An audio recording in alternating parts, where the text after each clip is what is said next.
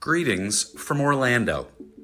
And unlike many other big industry tentpole events where things are scattered about, the annual ANA Masters of Marketing Conference here has like 3,000 senior marketers all staying in one hotel for 3 or 4 days. It's like sleepaway camp for executives from agencies, brands, and tech platforms.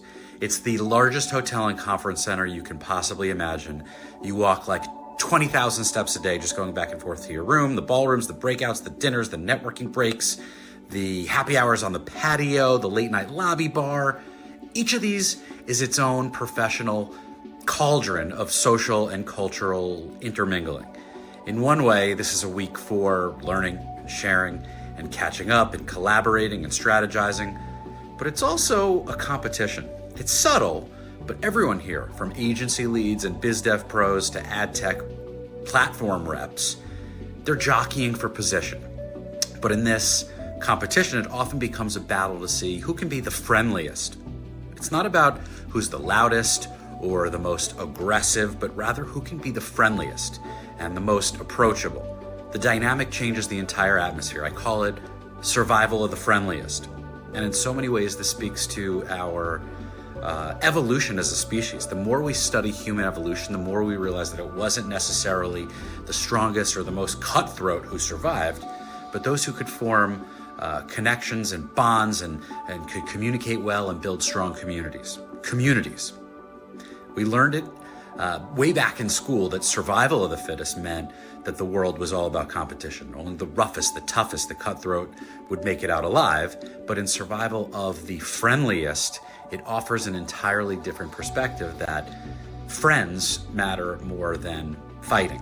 And survival of the friendliest it's not just a feel-good concept, it's deeply rooted in our biology, in our history. Our ancestors didn't outlast other species by being the most dominant. They did it by developing strong social networks, learning to cooperate, finding strength in just the connection.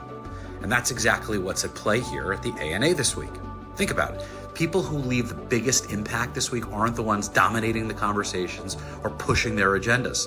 It's the ones who can foster genuine connections, who know how to navigate these social spaces with ease and with comfort and with class, building trust, building rapport. It's like an advanced form of what scientists call the theory of the mind, our ability to understand and respond to the thoughts and feelings of one another. And that's what's happening in every hallway chat, every breakout session, every cocktail hour. People are playing the long game. They're building alliances and they're using their finely honed social skills to connect and create opportunities. It started at the airport, the CMO Express to MCO, to Orlando here, right? But it's not just for today, it's for the future. And in a way, this entire event, and I love this event, it's always an example of how our species has thrived. It's not about dominating the room, it's about work in the room.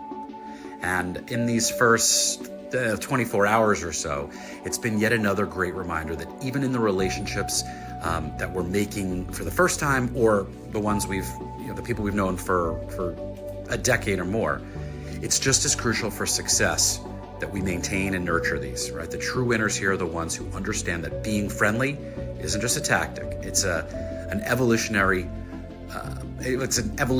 honed strategy for long-term success.